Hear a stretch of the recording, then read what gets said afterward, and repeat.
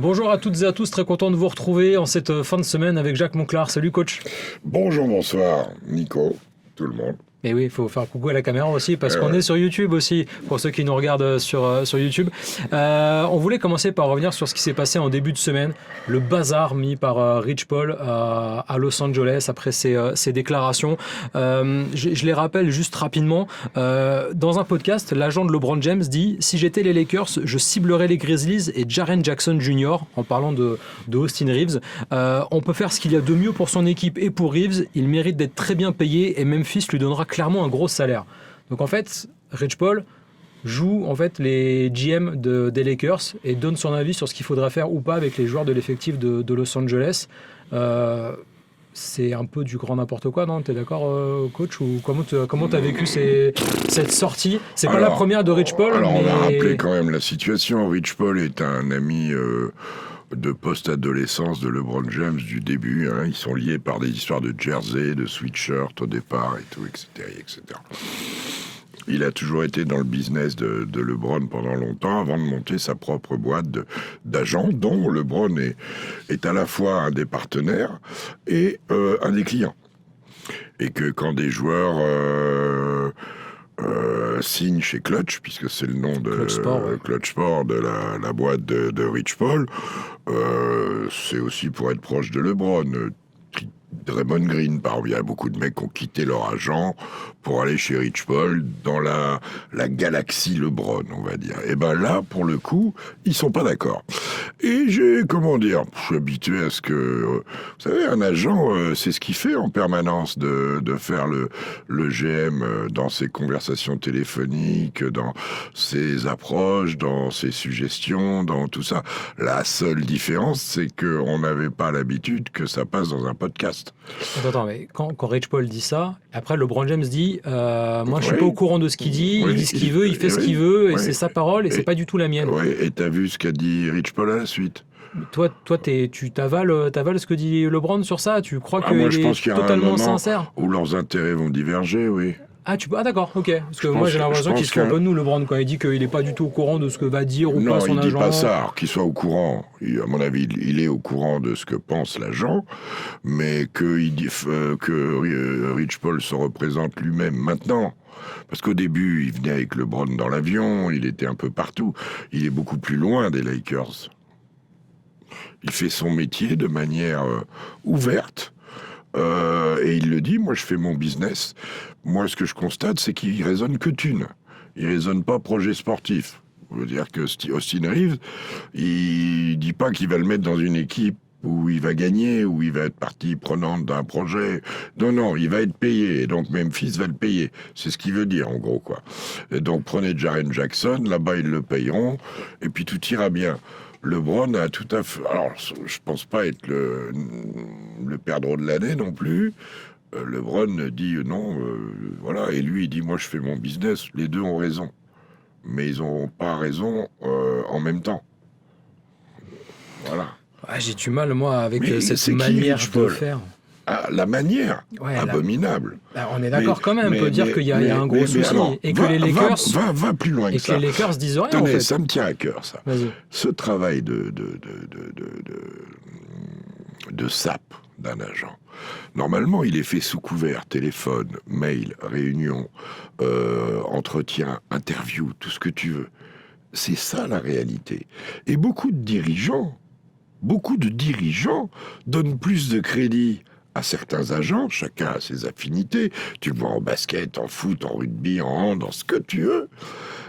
Et c'est comme ça que ça fonctionne. Et bien souvent, il y a des agents qui ont plus d'influence sur ton proprio, ton directeur des opérations basket, que le coach. Alors, ça arrive aussi. Mais c'est ça, la vie d'un coach par rapport aux gens qui sont au-dessus. Quand il n'a pas toutes les données, le coach, c'est qu'il a des influences. Tu vas pas me dire que Pelinka et Nico Harrison, leur histoire, elle est arrivée par hasard. C'est que ces deux mecs qui se connaissaient d'avant, qui étaient l'un agent, l'autre représentant d'une marque, qui dealaient ensemble, et c'est comme ça, mais c'est la vie un peu, hein. C'est comme ça. Oui, mais le seul Rich truc Paul surprenant, est le seul agent à se permettre de telles choses dans un podcast. Parce que qu'on c'est dit le seul ça aux agent, journalistes c'est en off. peut-être le seul agent, je te coupe, qu'on invite à des podcasts aussi. Ouais, alors faut savoir que c'est un podcast qu'il a un peu co-créé avec l'animateur du podcast. Voilà. Enfin, c'est quand même une machine Alors bien maintenant, organisée, si cette tous les histoire. agents se mettent à faire des podcasts, ça sera rigolo aussi. Ouais, ça nous donnera beaucoup de choses à dire. Voilà, Ça, je suis mais d'accord. il y a une notion de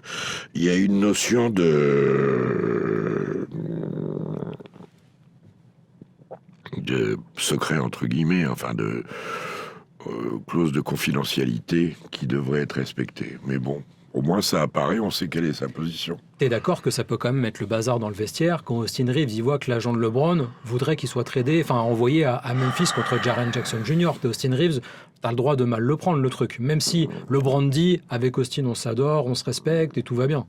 Mais LeBron n'est pas non plus dans une situation facile cette année.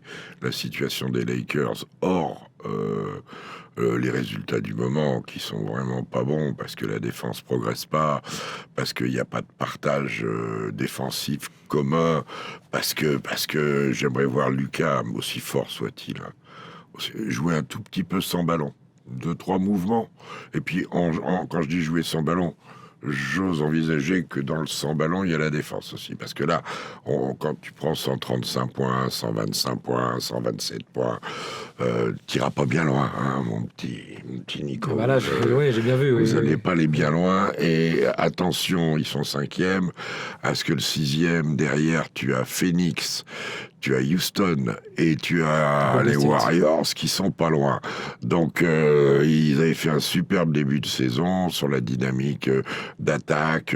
Hachimura leur manque, à mon sens, hein, bien sûr Austin Reeves, mais dans un registre qui, quand même, en play-off, allait se faire casser la tête pour moi. Hein, parce que c'est depuis la blessure d'Austin Reeves que les problèmes défensifs des Lakers ont empiré. T'imagines le problème quand même. Le retour de LeBron et Austin Reeves et LeBron ont très peu joué ensemble. Ouais, donc ça correspond aussi. Je vois LeBron fatigué en fin de match, et c'est normal, 41 piges, il est encore à se jeter partout. Non, il faut que Lucas comprenne que il faut jouer sans le ballon. On va me dire, il fait des passes décisives. Oui, il fait des passes décisives, il est très fort, il fait ce qu'il veut. Mais j'aimerais autant, tu vois, dans la structure du jeu, qu'il fasse l'avant-dernière passe, par exemple. Que ce soit pas tout le temps le jeu, lui. Les autres, là, quand les mecs touchent pas assez le ballon, hein, t'as 39 pour Lucas, t'as 29 pour LeBron, 78 points comme ça. Oui, pourquoi pas, mais si t'as des role-players qui répondent présents aussi, mais arrêtez avec les role-players, quand ils sont pas là, ils arrivent à gagner des matchs. Oui, enfin, Jack Laravia, Marcus Smart, c'est très compliqué en attaque quand même. Tu vas pas me dire que c'est très difficile. On parle d'un mec qui a été, et c'est rare pour les extérieurs, meilleur défenseur de l'année. Mais c'était il y a combien de temps déjà, 5 ans. 5 ans, c'est une carrière de joueur et demi pour certains. Non, mais ça veut dire que dans la tête, il sait encore défendre, le mec. Et cette équipe-là défend pas.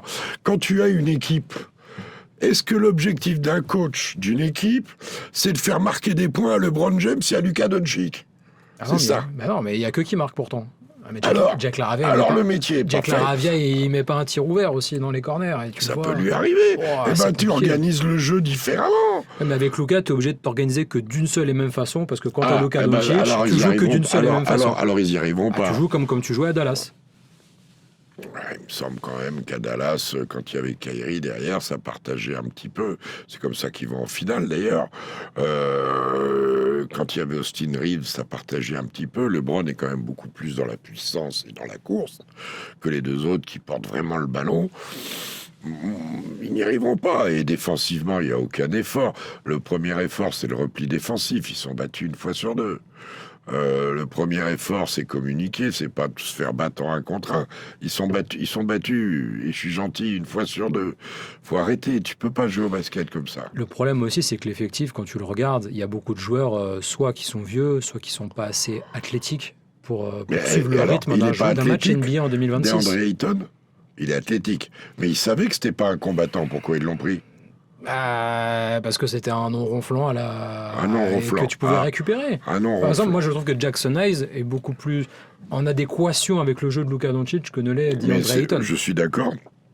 Et c'est définitivement aussi un joueur de sortie de banc, Jackson Hayes. Et voilà, c'est aussi ça le problème. C'est pas un Tu peux titulaire. pas en faire plus, mais il est plus adapté à Ils Luka. étaient persuadés d'avoir pris la lune avec Ayton. Ayton, il a ses limites. Hein. On le connaît, le garçon. Ça fait quand même depuis qu'il est sorti d'Arizona State, lui, ou Arizona State. Un des deux, parce que oui, il est resté à la maison en allant à Phoenix. Ouais. Voilà. Bon, maintenant il joue avec Luka, mais c'était l'année de Luka, c'était l'année de Trae Young, c'était une belle année, quoi. Donc, ils n'y arriveront pas comme ça. Moi, je comprends pas qu'on n'installe pas une défense, quitte à faire des zones, quitte à faire. On me dit Gabe Vincent est nul. Oui. Enfin, lui, il a fait une finale NBA où il a été influent pour y aller.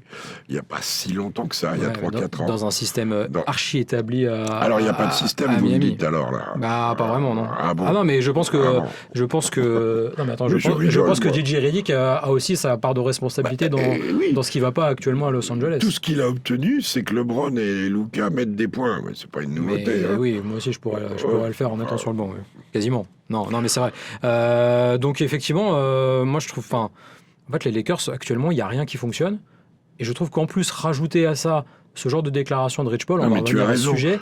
En fait, tu vis dans l'écosystème des Lakers actuel, il est nauséabond. Mais oui, mais ça date depuis un moment quand même. Là, LeBron l'année prochaine doit toucher 56 millions, c'est ça. Ouais, c'est ça à peu près. Si Ouais. les Lakers, enfin bon, moi et en disant ça, ça veut dire garder LeBron, faites bouger l'autre, prenez Jaren Jackson, Luka, je vous donnerai, puis vous gardez une place pour Bronny aussi. Enfin non, mais Rich Paul, il est indécent quand il fait ça, bien évidemment. On est d'accord. Alors, Non, mais il est indécent, mais il fait son métier de manière ouverte. C'est peut-être une étape suivante, c'est un novateur ce garçon. Hein. Non, je voulais revenir sur ça. LeBron, il est free agent à la fin. Il est free agent, mais là c'était sa player option qu'il a activé à 52 à 52 millions. 52. Et toi, quand tu dis Rich Paul, il pense au business et à Memphis, ils pourront très bien le payer. Alors là, ce qu'il dit, c'est totalement faux, puisque les Lakers peuvent le donner un contrat beaucoup plus important à Austin Reeves s'il reste à Los Angeles que si Memphis le signe. Donc il garde pas LeBron, parce que tu vas pas avoir 3 joueurs à 50 millions. Ça n'existe plus. Donc Rich Paul, il fait que prêcher pour son client, en fait. Et c'est pour ça que LeBron se détache de ça. Il n'a pas envie de ça.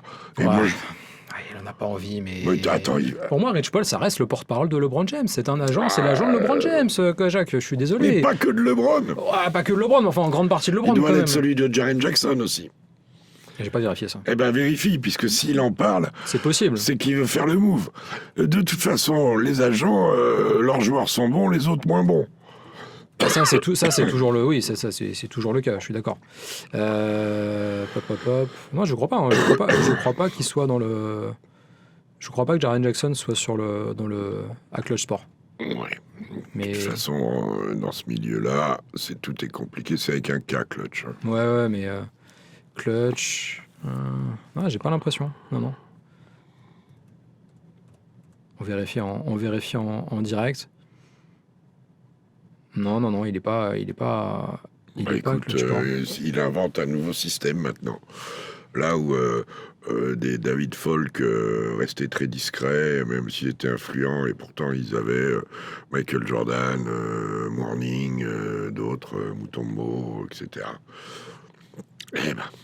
Et alors, dans l'idée, si on suit Rich Paul, Austin Reeves contre Jaren Jackson, c'est deux excellents joueurs dans leur registre.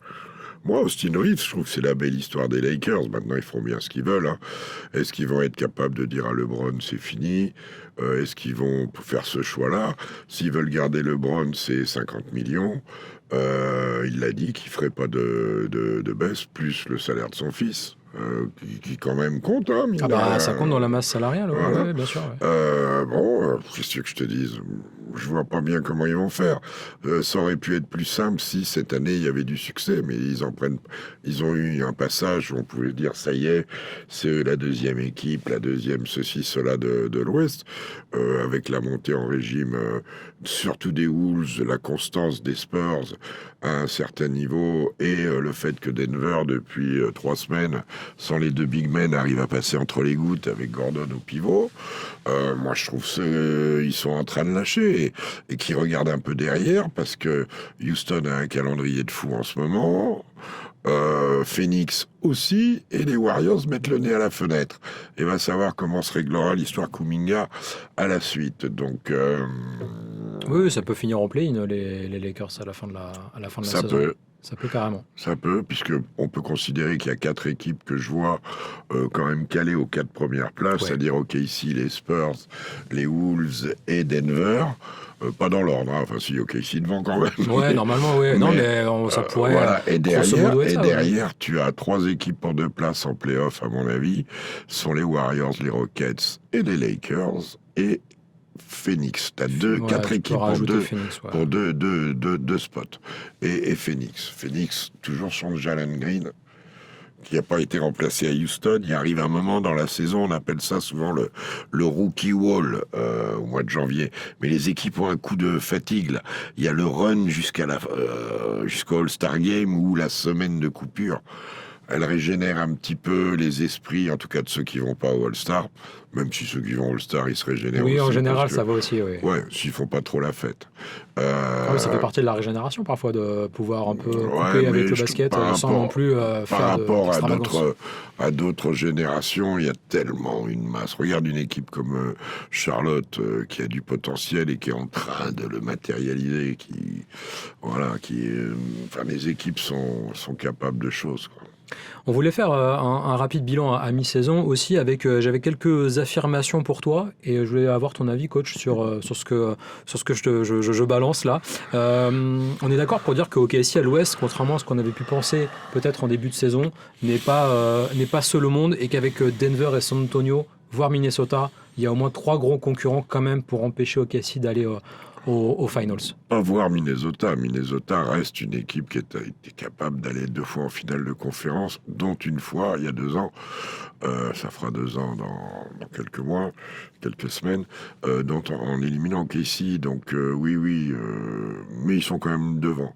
Oui, ils sont devant. Il y a 6 matchs, devant. il y a 6 matchs d'avance. Et les blessures de Denver les empêchent peut-être d'être le deuxième, que je dirais naturel qu'ils auraient dû être. Les Spurs ont leur coup à jouer, les Wolves aussi, parce que voilà. Mais après ces 4-là, c'est très ouvert. Et même en bas de play-in, on voit que les Clippers frappent à la porte. Hein, donc, ils partent de loin, mais actuellement, ils reviennent très bien. Le fameux retour en 35-20 de Tyronn Lue, ils sont sur les bases. Ils viennent gagner 11 des 13 ou 10 des 12. Alors, en tout cas, sur les 10 derniers, ils sont à 8-2, les 8-2, ouais. Clippers. Et je crois qu'ils font 10-12. Oui, je crois que c'est ça, ouais. Est-ce que, alors je vais même un peu plus loin, est-ce qu'on peut penser que le titre restera à l'Ouest, le trophée Larry O'Brien restera dans la conférence Ouest après ce qu'on a vu là, après grosso modo 40-41 matchs pour toutes les équipes? Marrant, comme vous avez la mémoire courte. Est-ce que vous imaginez Je savais que tu allais m'attraper sur ça. Un instant que Indiana déjà aille en finale quand les playoffs s'ouvrent? Et je vais pas dire qu'ils les ont eu au bout du fusil, mais... Sans la blessure de Tyrese, j'aurais voulu voir ça. 7 matchs, Haliburton qui tombe, bon... Il a fallu 7 matchs et ils ont pris 2-3 saucées impressionnantes au Gainbridge Fieldhouse à Indiana et ils s'en sont remis. C'est le match 4, je crois, où Shea redonne l'avantage du terrain dans 5 minutes, 3 minutes 40, absolument hallucinante. Hein. Donc, a priori, oui. Maintenant, un Détroit... pour dire a priori oui, ça restera à l'Ouest. Maintenant, un Détroit au taquet avec un Cunningham pas comme hier où il était vraiment en travers, mais ils ont gagné, ce qui prouve la qualité de l'équipe. Ouais. C'était à Miami, je crois, c'est ça. Oui, c'était à Miami, il me semble. Oui, je vérifie ça. Non, c'était contre Phoenix, pardon. Contre Phoenix. Qui n'avait pas Devin Booker, par contre. Parce qu'à Miami, c'est Boston qui a dormi un moment et qui a gagné à la fin. Mais oui, Détroit. Après, on ne sait pas. Boston, je sais pas. Ouais, ça paraît un peu court quand même pour aller gagner le titre pour les Celtics. Mais je te rejoins sur Détroit qui peut vraiment être le tourbillon. Alors les Knicks, il va falloir régler. Parce qu'on va aborder les Knicks juste les après. Enfin, moi, vous savez, je suis quelqu'un qui aime le basket, qui aime les gens qui s'en occupent. Et quand je vois des choses et des coachs qui arrivent, à qui on tire tapis rouge, alors en plus ils gagnent la NBA Cup, et que tu vois que le mec il est revenu au standard de l'année d'avant parce que ce qu'il a voulu installer, il n'y arrive pas. Que là, Jalen Brunson blessé, c'est pas la défaite d'hier. Sans Brunson, t'enlèves quand même tellement aux Knicks que c'est compliqué pour eux. Et le next man up avec Landry Shamet ou Mal McBride, bon, ça ne le fait pas obligatoirement. mais enfin, je veux dire, il joue pas bien. Il joue pas bien. Il joue moins bien que l'année dernière. Et est-ce que pour toi, il y a des affins? Quels sont les moyens d'améliorer tout ça? Est-ce que tu vois les Knicks repartir de l'avant? C'est un simple coup de mou ou ça veut dire beaucoup de choses sur cette équipe actuellement? Que depuis 15 jours, je les vois pas rester en l'état. Finir premier, compliqué. Rester dans le top 4 doit être un objectif pour eux. Ah bah quand même, oui, j'espère. Oui, j'espère bien, oui. Ah non, mais attends, quand tu vois l'effectif de New York, ça serait scandaleux s'ils n'étaient pas top 4 quand même. Oui. Mais est-ce que tu... Alors, de nouveau, je vais plus loin, tu vas encore m'attraper. Est-ce que pour toi, si ça reste en l'état, est-ce que Mike Brown ne va pas être rapidement en danger? Michel Brun. Pendant cette saison, je ne te parle pas de l'été prochain, est-ce qu'en cours de saison, ça peut fatiguer James Dolan? Mike Brown a été 2 fois coach de l'année. Je ne pense pas que ça que ni James Dolan ni Leon Rose soient pour cette décision, parce que c'est leur choix. Alors, on va quand même rappeler que Mike Brown, c'était pas le premier choix non plus. On n'est jamais le premier choix. Oui, mais tu te souviens comment ça s'est passé avec Tom Thibodeau? Ils ont viré Tom Thibodeau, et derrière, ils ont appelé tous les coachs de la Ligue pour essayer de les débaucher. Tout le monde a dit non. Surtout Jay Kidd. Moi, c'est... Mais attends, Mike Brown, c'est moi le 4e ou le 5e choix quand même dans la liste des Knicks. Ils ont demandé à Billy Donovan aux Bulls avant de prendre Mike Brown. Il faut quand même se souvenir qu'il était après Billy Donovan dans la liste de New York. En tout cas, c'est lui qui l'a. Il a été 2 fois coach de l'année, ce que n'a jamais été Billy Donovan. Enfin, pas 2 fois. Je pense pas qu'il l'ait été, Billy Donovan. Peut-être une fois. Eric Spoelstra, je crois, il a jamais été coach de l'année. Une fois. Une fois, il l'a, Eric Spoelstra, bien sûr. Tu sais, ça, c'est coach de l'année, c'est tellement aléatoire. Ah ouais. À la limite, le vrai jugement, c'est celui des coachs. Les autres. C'est à peu près le seul que je prends dans ce truc-là. Mais bon, il est là. Et je crois qu'il y a eu surtout un rejet de Thibodeau. Ils ont jugé que Thibodeau n'était pas capable d'emmener cette équipe au titre. Ça n'en prend pas le chemin avec Mike Brown, donc l'erreur, elle est au-dessus, oui. Et Dieu sait que Leon Rose, globalement, a fait peu d'erreurs depuis qu'il est en charge des Knicks. Mais oui, ça correspond pas. Et puis, tout ce qu'il y a, au début, là, Monsieur Sarnac, Monsieur Denis, il y a plus de minutes jouées par le banc des Knicks. Ah bah oui, il y a 3 blessés. Attendez qu'ils reviennent, vous allez voir. Et puis surtout, ils perdent quand il n'y a pas de Josh Hart et tout. Et il n'y a rien de changé. C'est une équipe qui vit de rebonds offensifs, de défense et de Jalen Brunson. Et du glue guy pour tout un tas de choses qui est Josh Hart. Le reste. Anunoby en gros progrès. Ah bah heureusement, sinon ça serait encore plus difficile pour New York. On verra comment ça se passe. Karl Anthony Towns, c'est meilleur en 5, mais c'est moins bon défensivement avec lui en 5, moins bon en rebond offensif, surtout par rapport à Mitch Robinson. Bref, cette équipe est boiteuse. Elle a attaqué la saison sur un registre qui n'a pas marché. Ils sont revenus au standard de la saison précédente. Et là, depuis la victoire en NBA Cup, ils y sont pas mentalement. Là-dessus, la blessure de Bronson, elle t'emmène bien. Mais là, le trip à l'ouest, ils vont rentrer abîmés. Hein. Le calendrier fait des dégâts parfois. Dallas va devoir reconstruire. Est-ce que tu es d'accord ou pas avec cette affirmation, avec là tout encore l'imbroglio autour d'Anthony Davis, qui devrait, je pense, quand même être tradé d'ici la trade deadline du 5 février. Vous êtes sûr? En fait, je vois pas. À un moment, il va falloir l'échanger, quitte à quasiment rien récupérer. Il faudra au moins le faire partir. Soulager le salaire.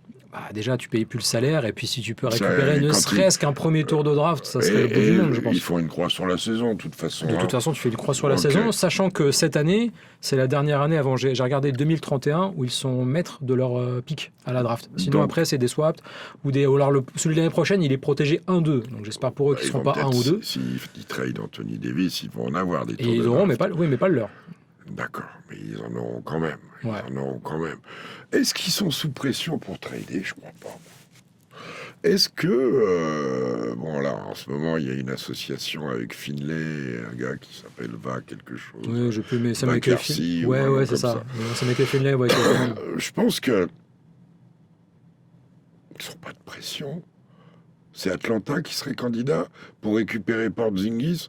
C'est le même. Anthony Davis est plus fort peut-être, mais Non, il y a les Warriors sur un move un peu désespéré qui pourrait tenter le truc, mais ils Ouais. n'ont pas grand-chose à offrir. bah quand même. Enfin, si, ils ont des choses à offrir, mais c'est le salaire de Jimmy Butler ou de Draymond Green, donc ça serait un Bah, peu le plus salaire de difficile à faire. Draymond Green, je crois qu'il est aux alentours de suite Kuminga, autour de 25 millions d'euros. Non, mais ça veut dire trader De Draymond dollars. Green, c'est comme ça serait Ah, il pas- faut l'autorisation du chef Curry. Là. Voilà, c'est ça, ça serait pas comme ça. S'ils Ça avaient serait dû un le faire- tremblement de terre quand Entre même. parenthèses, je conseille à tout le monde de regarder la cuillère de Draymond Green sur Karl Anthony Towns hier. C'est un geste qui le met encore une fois, et peut-être plus que même quand il étrangle ou quoi, dans les dirty players. Parce que ce qu'il a fait en piquant une cuillère à la cheville d'une main comme ça pour faire tomber un mec, quand même c'est un arbre, hein, Karl Anthony Towns, c'est nul. C'est nul, c'est dangereux, c'est vraiment un geste sale. Ouais, bon, malheureusement, on a l'habitude avec Ouais, mais Draymond peut-être Green. plus sale encore. Parce que, t'es au sol, il est par terre, t'es au sol, il essaye de s'accrocher, il est vaillant, ça. Je lui donne quitus, ça. Sa vaillance, son cœur et tout. Après, il peut pas se retenir. C'est comme l'autre jour, Dylan Brooks, quand il tombe après le shoot, et là, il fait cuillère en prenant la cheville et il vautre le grand. Bah, déjà quand il bouge l'autre. Karl Anthony Towns, on a l'impression, quand il vient vers toi, on a l'impression qu'il s'en va. Non, mais on a funambule, parfois, qui marche sur un fil un peu, Karl Anthony Towns, quand il est sur le terrain. Mais bon, il retombe toujours à peu près sur ses Dans pattes. les Knicks, c'est vilain. Hein, c'est vilain. Il n'y a qu'une équipe à l'Est qui soit solide, vraiment. Je pense que c'est Détroit. Je pense que Cleveland a encore les moyens de revenir. Et si les Knicks continuent, ils finiront derrière Cleveland. Hein, Non. Non, mais regarde je te les- suis pas, mais- je te suis mais pas. attends, mais regarde l'écart qu'il y a. Mais il y a pas. Non, mais je suis d'accord. Il y a Avec la 3 blessure de matchs. Garland. 2 matchs, 3 matchs. Ils sont à 29-19 les Cavs et New York et à 25-16 il y a 2 matchs et demi effectivement il y a non, mais il y a, C'est il y a que peu, dalle. il y a peu d'écart. Oui. Mais Oui, alors mais là je pense que alors New York qu'on est tombe- vraiment au fond du saut, ils peuvent difficilement faire pire actuellement les Knicks, ça va repartir à un moment quand même. Attends. Les Knicks et les Lakers sont un peu dans le même bateau. Ouais, c'est vrai. Et ça ressemble plus à un bathyscaphe qu'à un machin qui vole sur l'eau, là, tu sais, avec les voiliers, les grands voiliers, les grands Ouais, je trimarans. vois. Comment ça s'appelle? Les foils. Les foils, ouais. Les foils. Autre affirmation, Houston n'est pas un favori dans cette conférence Ouest. Ça rejoint un peu ce qu'on a dit avant avec les 4 équipes qui se détachent, les Rockets, ce qu'on a encore vu hier soir contre Oklahoma City. Bon, il y a un truc qui cloche. Bah, Enfin, en tout cas, il Oklahoma. manque des choses. Alors, c'est pas facile de gagner contre Oklahoma, je te l'accorde, mais il manque quand même des choses à Houston, notamment un meneur de jeu. Un meneur de jeu. Un et créateur là, de plus, en tout cas. En ce moment, en plus, un Şengün plus efficace depuis son retour de blessure, il pioche un peu. Et hier, Kevin Durant fait 7 sur 23. La défense de Casey l'a bien ciblé. Ensemble. Oui, alors franchement, j'ai regardé le match ce matin. Moi, j'ai trouvé que oui, il défend bien sur Kevin Durant, mais enfin, il a quand même pas mal de shoots où il arrive à se créer son espace et ça tombe se pas créer son dedans. espace, mais la défense était sérieuse. Cette équipe a remis le doigt sur des choses simples. J'en veux que notre ami Jalen Williams commence à rejouer au basket, à refaire des passes, à reprendre des rebonds, à jouer le basket où il est le meilleur, même s'il met pas beaucoup de points. Je crois qu'il met que 6 points, enfin, assez peu de points. Et cette équipe est encore au-dessus de tout le monde, oui, pour l'instant. Ah, c'était juste la série à 20 points. Ah bah en fait c'est simple, il y a Ime Udoka qui sort Kevin Durant à tout le monde. Lui il laisse chez Marc Daigneault deux actions de plus. Il va chercher 4 lancers francs. Il va chercher 4 lancers francs et il était à 16, il passe à 20 et merci, au revoir. Voilà. Ouais, ça marche comme ça aussi parfois une série. Oui. C'est quoi? C'est Karim ou Chamberlain la série de matchs le record de matchs à 20 points? J'ai un doute. C'est Chamberlain. C'est Chamberlain. Bon, on n'a pas les images, mais sûrement que Chamberlain a insisté, surtout un peu connaissant l'histoire du bonhomme, il a dû insister 2-3 fois pour aller Bon, de toute façon, les chercher les 20 points parfois. Il sortait quand il voulait, lui. Voilà, c'est ça, il a fait ce qu'il voulait de toute façon sur le terrain. Et puis la dernière, j'avais les Pistons, du coup, finalement, ont pour objectif de jouer les finals. En fait, là, ça semble assez clair. Ça semblait être un pari un peu fou en début de saison. On t'aura dit Détroit sera le favori de l'Est pour aller en finale NBA. Bon, on n'irait pas penser tout de suite. Je te pose la quand même. question, est-ce que si on te dit le 15 octobre que le 15 janvier, Détroit sera leader à l'Est? Oui, ça, j'aurais pu y croire, mais pas avec autant d'avance. C'est ça le truc, en fait. Après, il y a des flops. Hein. Bon, Orlando, on sait pourquoi aussi. Hein. On les a vus à la ramasse avec ce dunk de fou d'Anthony Black. Il y en a 4 autour, hein, quand même. C'est magnifique. Superbe saison, d'ailleurs. Superbe saison d'Anthony Black. Ouais, alors il joue meneur. J'y pense aussi parce qu'il joue meneur. Mais pour lui, c'est difficile. C'est tellement un mec d'impact et tout. Jouer meneur, c'est dur. Mais bon, cette équipe d'Orlando, elle peut revenir. Cleveland peut redevenir une équipe. Il y a des moments où ça redevient une équipe. Ils se font attraper à droite, à gauche encore. Ouais, bon, même c'est là qu'on voit qu'ils ont pas la continuité dans les résultats. Et Strauss manque. Et ils ont un gros problème, c'est qu'ils ont pas qui est blessé. Oui, ils ont pas de stopper. Ils ont pas de mec. DeAndre Hunter, qui a ce profil, le fait pas. Et il est toujours meilleur en sortie de banc que quand il est titularisé. Donc, ils en sont arrivés avec la blessure de Strauss. DeAndre Hunter, il le garde sur le banc parce qu'il voit bien que quand il débute, c'est Merrill qui devient starter. Ça devient compliqué, là. Alors, ils ont des jeunes, là. Spencer, non, celui-là, il est à Denver. Spencer Jones, il y en a un ou deux des Tomlin. Oui, Tomlin. Et puis, il y en a un autre qui commence à mettre le nez à la fenêtre. Oui, Tylon... non, c'est pas ça. Attends. Tyler quelque chose. Oui, Tylon Jason. Non, j'ai plus son nom, mince. Qui est Jalen Tyson, voilà. Jalen Tyson, qui commence à mettre le nez à la fenêtre. Tomlin, il faut du temps aux joueurs. Regarde, il aura fallu attendre 2 saisons entières et une moitié de saison pour voir Peyton Watson. Et il aura fallu toute la campagne de blessures de Brown, Gordon, des 2 big men, pour qu'ils s'épanouissent. Parce qu'il s'épanouit en ce moment. Oui, mais c'est long le travail. C'est long le travail. Et ils arrivent il faut Kenny Atkinson arrive à se recréer un banc comme ça structuré. Je trouve c'est pas là. Garland n'est pas là. Donc beaucoup de responsabilités sur Donovan Mitchell. On verra, mais il y a des nouveaux joueurs qui apparaissent, les Pickett, il y a plein de joueurs, il y a des mecs qui font des grandes saisons. Michael Porter Jr.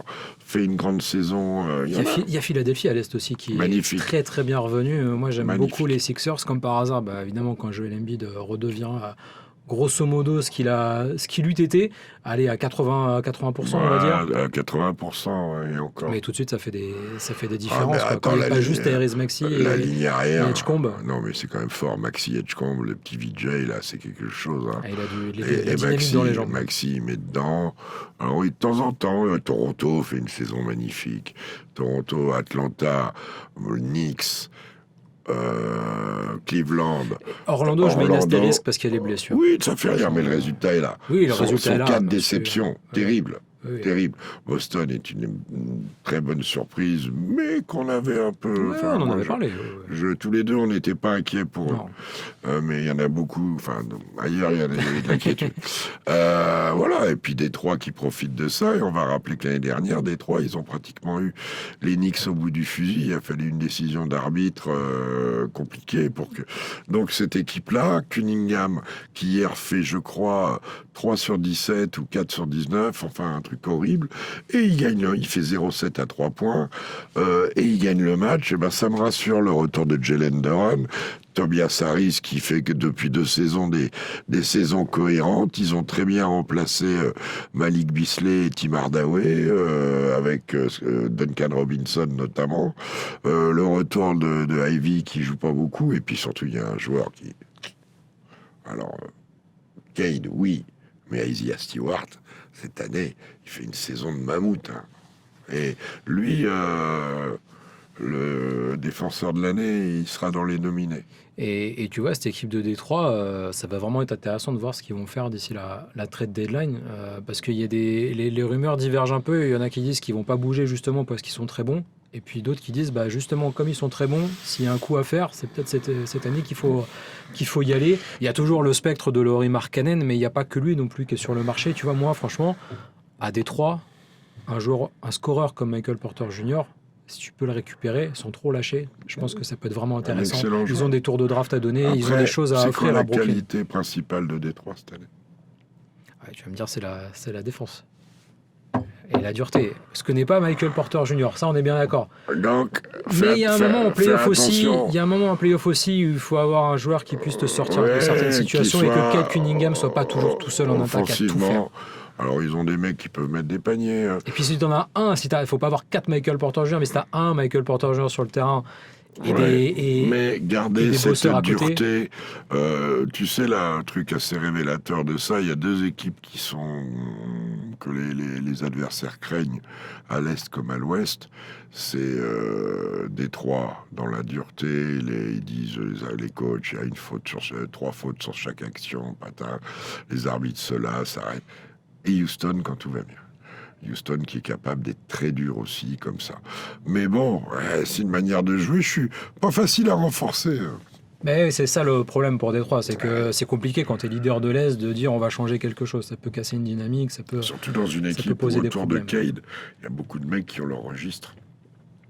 T'as des joueurs qui cette année font des saisons remarquables, quoi. Donc, difficile, hein. C'est le 5 février que ça se termine cette affaire. C'est ça. Juste avant le All-Star Game. On a vu que Jonathan Kuminga n'a pas traîné pour demander. Hein. C'est le jour où il pouvait commencer à demander à être tradé. On peut pas lui en vouloir pour le coup. Non, mais j'en veux pas. On en a parlé à midi sur NBA Extra. C'est un ratage. C'est un ratage complet. C'est l'année de la draft. Dunleavy, il souffle à Myers à l'époque. Bob Myers. Il lui souffle qu'il y a Trey Murphy, The Third, qui est pas mal. Mais ils ont préféré rester sur Kuminga. Et Kuminga, c'était pas overtime ou je sais pas, il y avait 2 trucs, overtime et l'autre, là où il y avait Scoot Henderson, la formation. Ah oui, la ligue, ligue alternative. Là, non, il jouait en G-League, mais avec une équipe qui portait un nom. Oui, je vois.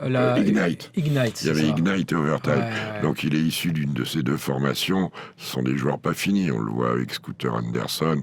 On a vu, même s'ils développent bien le temps. Scooter Anderson. Scoot Anderson. C'est Scooter, il y a des gamins qui s'appellent Scooter. Ouais, aux États-Unis, il y a les prénoms bizarres. Et les frères Thompson, amenés à Ossard, tout ça. Scoot Anderson, il est disparu des radars, lui, depuis un moment. Ouais. Donc, il n'a jamais vraiment été dans les radars là, depuis son arrivée en NBA, malheureusement. Attends, mais quand il est venu jouer en France avant la draft, on avait l'impression que c'était le fils de Michael Jordan. Il y a un moment, il était même projeté numéro 1 devant Victor. Ouais. Ça n'a pas duré longtemps, mais il y a des Américains qui croyaient. Numéro 3. Ouais. Et avoir le 0, je crois, sur le maillot. C'est une belle bestiole, hein. Il y avait un meneur comme ça qu'on appelait Mini LeBron. Bien sûr, oui, qui joue aux Clippers. Eric Bledsoe. Qui était à Milwaukee après. Tout à fait. Et là, c'est un bœuf comme ça. Ouais. C'est vrai qu'il y a un peu une ressemblance. Ouais. Puis on a nos gamins, là. Moussa Diabaté, tout va bien. Le petit Ryan Rupert qui fait des bons matchs, là, ça fait plaisir pour lui. Johan Bérenger qui a montré le bout du nez dans une belle victoire en désossant Milwaukee. Non, c'est bien tout ça. Maxime Reynaud qui met ses points, qui joue, et Sacramento qui gagne. Mais ils en gagnent beaucoup en ce moment, Sacramento. Ça chauffe. Parce qu'ils ont une adresse exceptionnelle à 3 points surtout. Ça va pas durer non plus. En tout cas, cette saison, elle rend un peu d'honneur à Westbrook, et c'est bien. Merci, coach. Oui. On se retrouve la semaine prochaine ou pas lundi, oui. Ah, lundi? Oui, je savais pas. Et lundi, ça sera avec moi. Pourquoi c'est lundi? Et parce qu'il y a le Martin Luther King Day et que tous les matchs, si je dis pas de bêtises, sont sur Beansport. Quasiment tous, Oui, ça va ouvrir à 18h et ça finira à 7h du matin. Et du coup, tu fais une journée avec une amplitude horaire. Tu fais l'émission, tu fais le podcast, l'émission et Martin Luther King Day? Je fais un peu de canapé, je dois commenter au KC Cleveland. Oui, pas mal. Ouais. Ouais. Ouais, c'est le deuxième match, je crois. Ouais, pas mal du tout. Non, il y a une belle soirée. Ah On bah, va tu se régaler. m'étonnes. Puis Ouais, ouais. Martin Luther King, le pasteur, tout ça. Il y a moins de cérémonial avant à Memphis, là où il a été abattu, ou à Atlanta, là où il a œuvré. Enfin bref. De toute façon, Hommage. vous aurez l'occasion de parler un peu de toute l'histoire Oh, ils vont nous lundi. fournir des clips. On aura toutes les images, ça Voilà, c'est sûr. ça, c'est sûr. Et bah à lundi alors. Et À lundi et à bonne vendredi. fin de semaine. À lundi et à vendredi. Ouais, ouais, super. Magnifique. Allez, bon week-end à toutes et à tous. Ciao.